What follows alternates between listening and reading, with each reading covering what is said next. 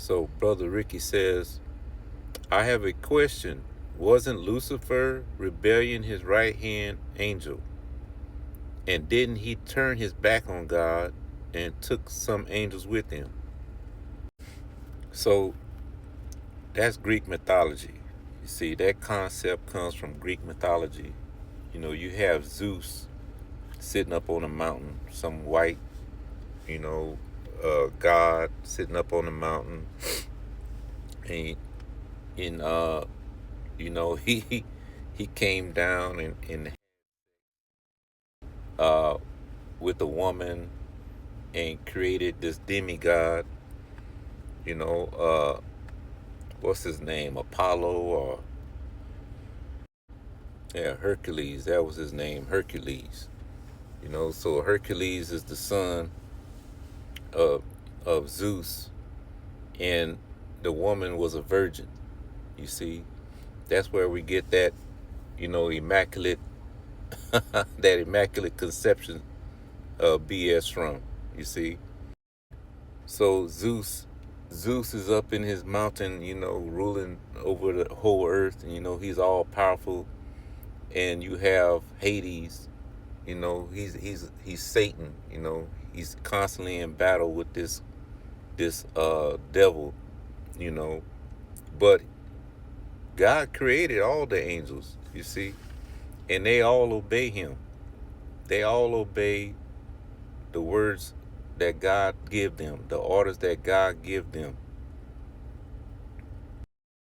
So when we go to the book of Job, chapter 1, and I'm not going to read the whole thing. I'm going to jump down to verse 6. It says right here, now there was a day when the sons of God came and presented themselves before the Lord. And Satan came also among them. Verse 7. And the Lord said unto Satan, whence comest thou? So God is asking Satan, Satan came and presented himself with the sons of God, and Satan is among them, and they presented themselves. That means he's giving obeisance to the Most High. When you report to your boss, that means your boss has authority over you. And the Lord said unto Satan, whence comest thou?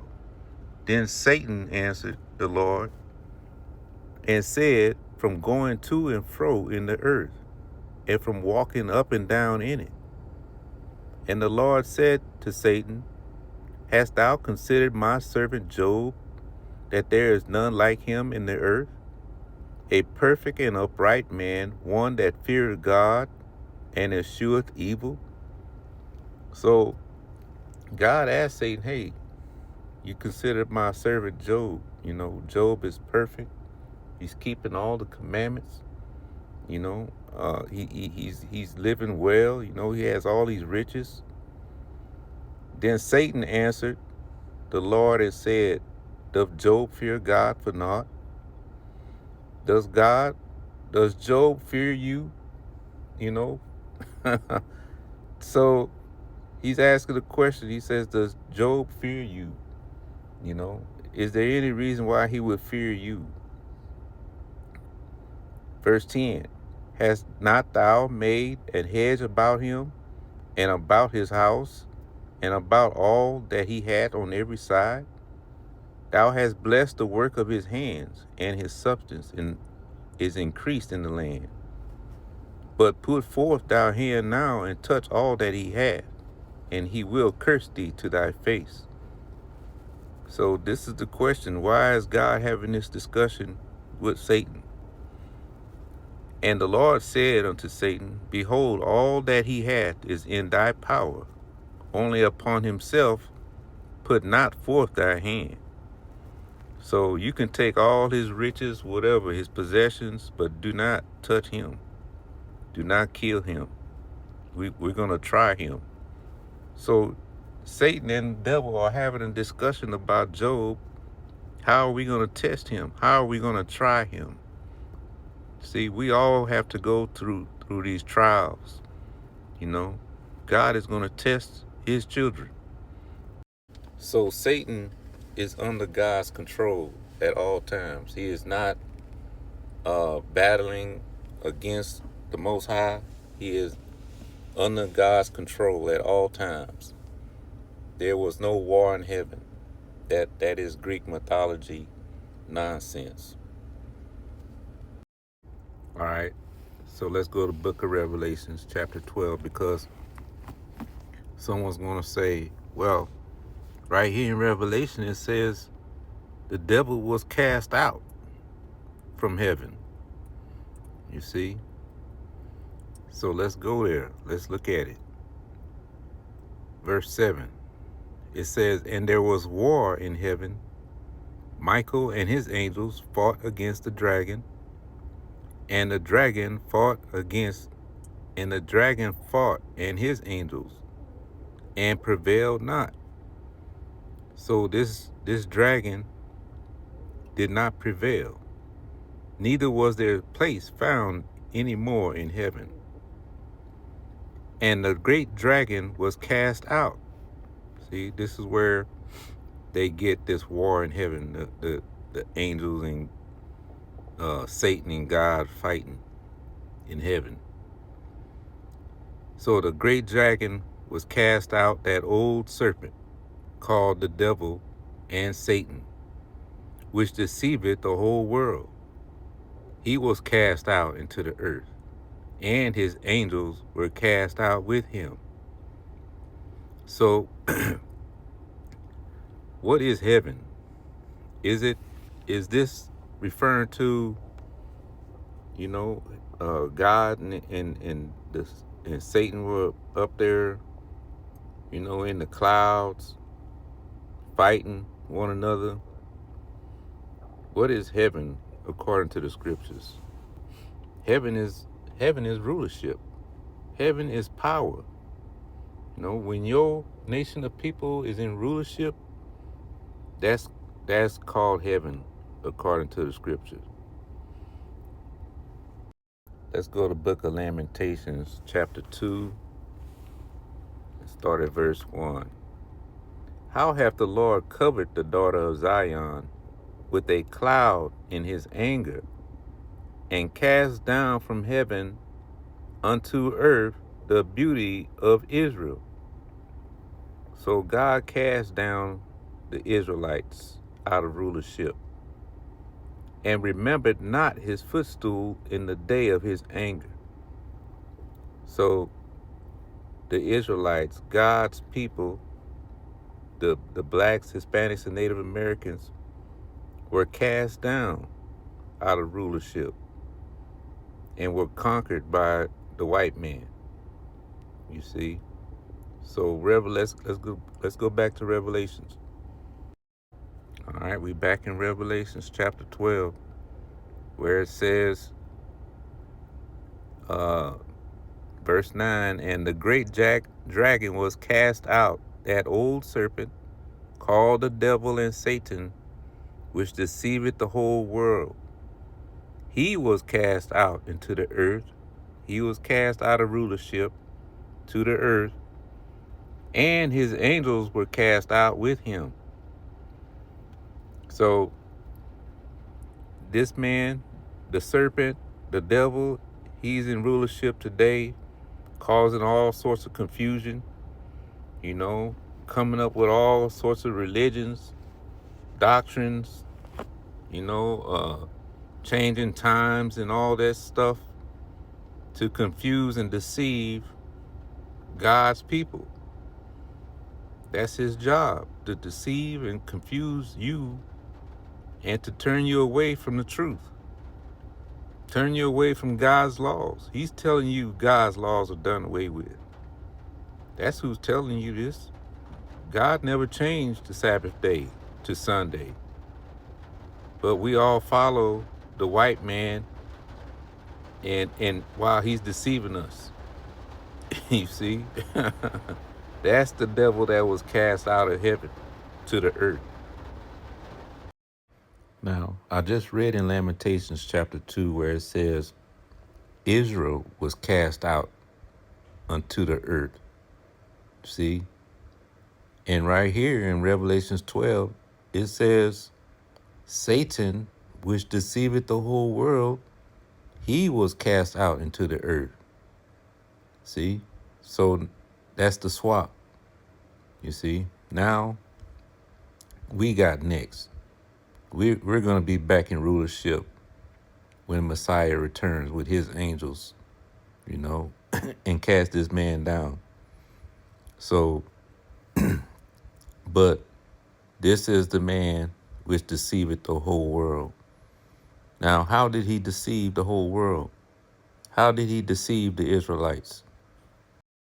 Let's go to the book of Isaiah, chapter 65, verse 15. It says, And ye shall leave your name for a curse unto my chosen. For the Lord God shall slay thee, and call his servants by another name. By another name. You see, we were called Judah. We were called Benjamin, Levi, Naphtali. See, Issachar. We were called these mighty names, God's given names. But now we're called Johnson, Joseph. We're called Hernandez, Vasquez. You see, we call all these other different names now. So God said, you're going to leave your name for a curse. That's how Satan was able to deceive the whole world. Because now we're calling ourselves African Americans. We call ourselves Native Americans.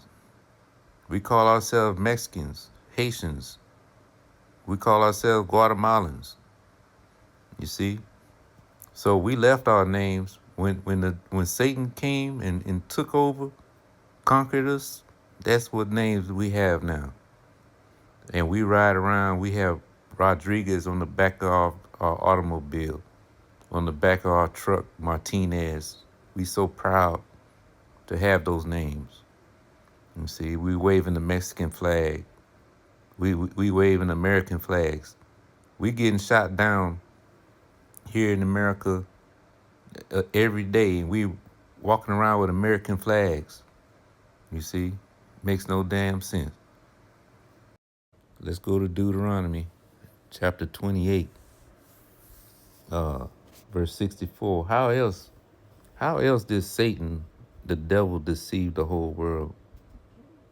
By giving us different religions. He told us instead of doing the Sabbath day, keeping the Sabbath day holy, we're going to give you Sunday. That's what you're going to worship, Sunday. Instead of Easter, instead of Passover, we're going to give you Easter. You see, we're going to give you Thanksgiving, Christmas, instead of feast of dedication. And the Lord shall scatter thee among all people, from one end of the earth even unto the other. He scattered us in slavery. He put us on the slave ships. And there thou shalt serve other gods. That's what we do. When we call ourselves Christians, these are the holidays that come with Christianity. When we were serving Most High, we kept Pentecost. We kept tabernacles.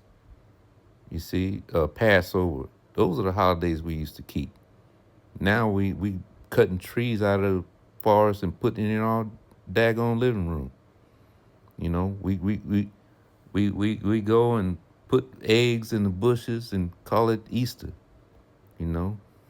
Rabbits don't lay eggs. But these are the holidays they give us to turn us away from God, to deceive us. So we're going to serve other gods, which neither thou nor thy fathers have known. Our forefathers didn't do these things. Even wood and stone.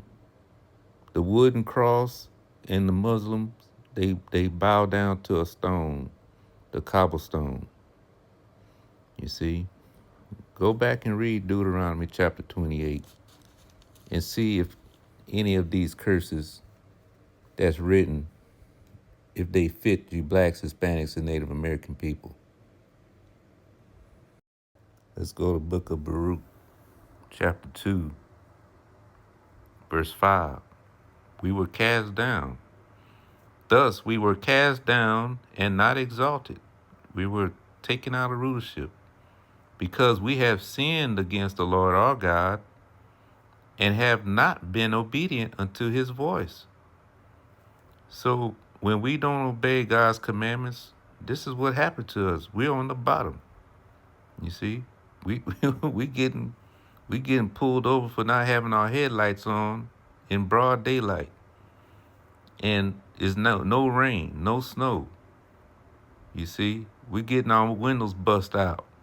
We getting punched in the face. You see, we got to go to jail now because we didn't have our headlights on in broad daylight. To the Lord our God appertaineth righteousness, but unto us and to our fathers open shame, as appeared this day. We are living in shame. We are in shame the way we are being treated, you know. But let's look at this. Let's go to verse 30. For I knew that they would not hear me, because it is a stiff-necked people. That girl in the video was a stiff-necked. She's stiff-necked. She don't want to hear that we are in our predicament, in our condition for not obeying the Most High. She do not want to hear that the Most High is punishing us for our disobedience. It is a stiff-necked people, but in the land of their captivities, who's captives? Who went on slave ships? In the land of their captivities, they shall remember themselves and shall know that I am the Lord their God. For I give them an heart and ears to hear. So how are you going to hear unless the prophets go out and teach? You see? So how is the devil cast down unless we go out and teach and you hear? You see? And remember yourself. That's how the devil's going to be cast down in the last days. Let's go back to Revelations 12.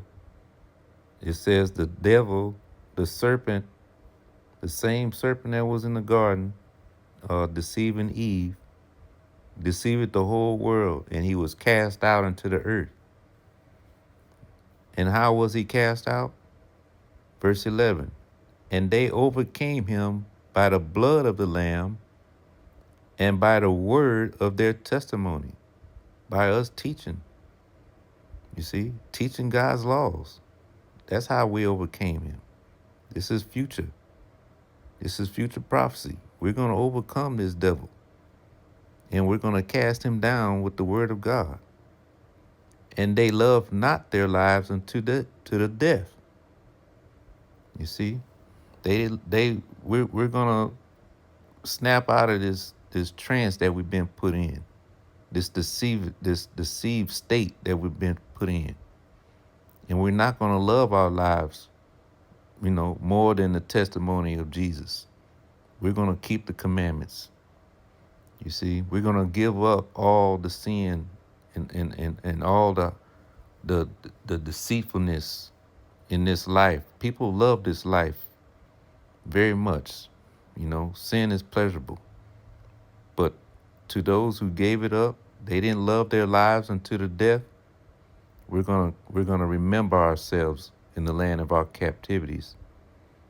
And that's how Satan's going to be cast down out of his rulership. Shalom.